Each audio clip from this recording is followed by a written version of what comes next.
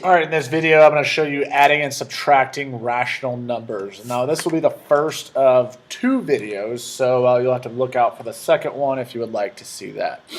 So the important thing is we're adding and subtracting fractions. So whenever you're thinking about these problems, you could always think back to the most basic types of problems you faced maybe when you were younger.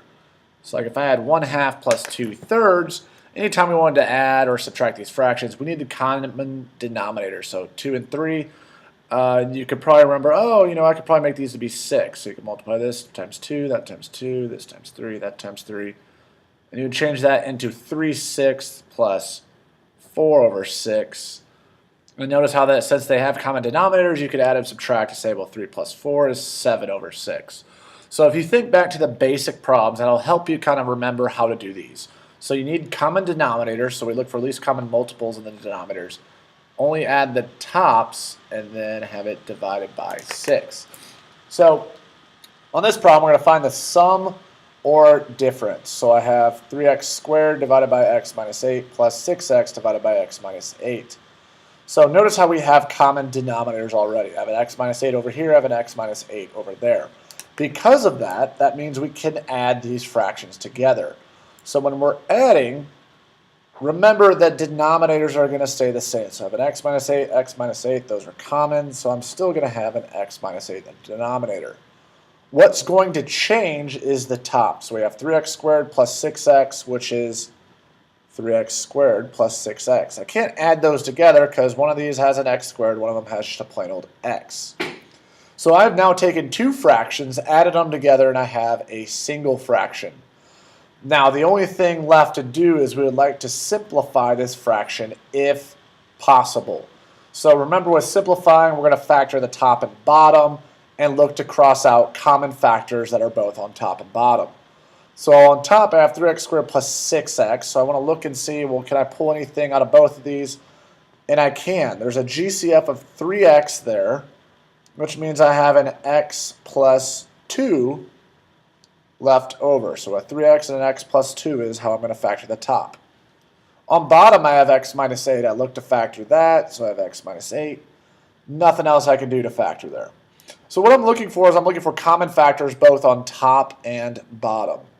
You'll see there's not really any common factors there, so we are done. So some of these problems, they're going to happen really quick, and that's fine. Other problems, we might have some simplifying we can do.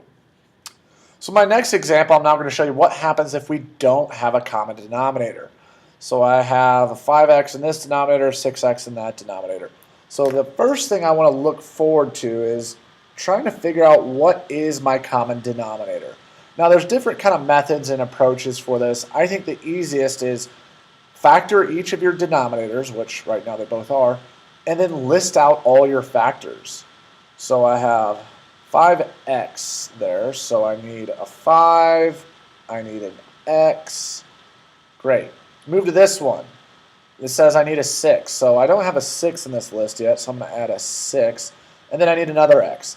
Notice how x shows up again. I'm not going to list another x since I already accounted for it in my list. So I have 5 times x times 6. Well, that is the same as 30x. So my denominators need to be 30x before I can add and subtract these together. So looking at our setup here, 12 divided by 5x minus 7 divided by 6x, I need to first start working on this 5x. So I got to figure out 5x times what will give me 30x. So that is going to be 5 times 6 gives me 30. I already have the x. So I'm going to multiply the bottom by 6. And if I'm multiplying the bottom by 6, I have to multiply the top by 6 as well. So when I do that, 6 times 12, I'm going to have 72 over 30x. Now I want to focus on my other fraction there. So I have a 6x in the denominator. I need a 30x there. 6x, I need a 30x. So I got to think 6x times what gets me 30x? Well, I'm missing that 5 there. So I multiply the bottom by 5. I'm going to multiply the top by 5. So I still have this subtraction sign. 7 times 5 is going to give me 35. And on bottom, 6x times 5 is 30x. Now when I subtract those, since now I have my common denominators, 72 minus 35, that is going to be 37. And since I have common denominators, I was allowed to do that, and I'm going to keep my 30x. The last step there is I want to look and see, hey, is there anything I can do to simplify this? 37 over 30, not a whole lot we can do there. So again, it becomes a case of, hey, we just subtract these with common denominators, and you're done. So one last example of a type of style problem you might see. We have 3 divided by x plus 4 minus 1 divided by x plus 6.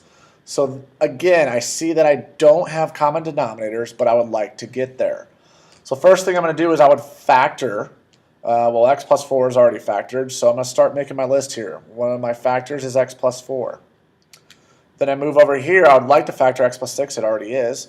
So I'm going to add that to my list, x plus 6. So by common denominator, the denominator I need an x plus 4 and I need an x plus 6 in my denominators there. So going back to this problem, I have 3 divided by x plus 4 minus 1 divided by x plus 6. So I got an x plus 4, need an x plus 6. So I have an x plus 4, I need an x plus 6. So I'm going to multiply an x plus 6 there. So now you can kind of visually see it. I need x plus 4, x plus 6. There's my x plus 4, just including my x plus 6. Now the deal is if I multiply by x plus 6 on the bottom, I also have to do it on the top.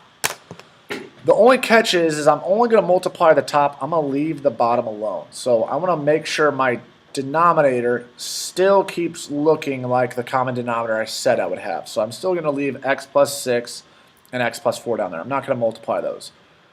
The top, the numerator, I am going to multiply. I'm going to take this 3 and multiply it through. So 3 times x is 3x. 3 times 6 is 18.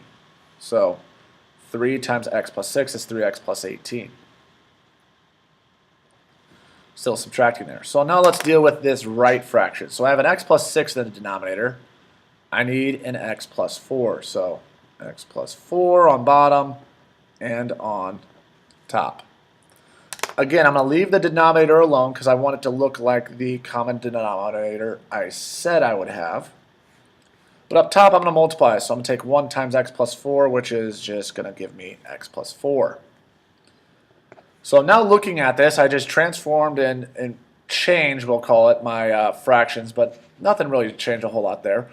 So I have common denominators, which allows me to add and subtract here. So be very careful with the subtraction problem. So I'm going to take 3x minus x. 3x minus x, which is going to be 2x. And I'm going to have 18 minus 4. 18 minus 4 is 14. So I'm going to have 2x plus 14 in my numerator. In the denominator, I still have x plus 6 and x plus 4.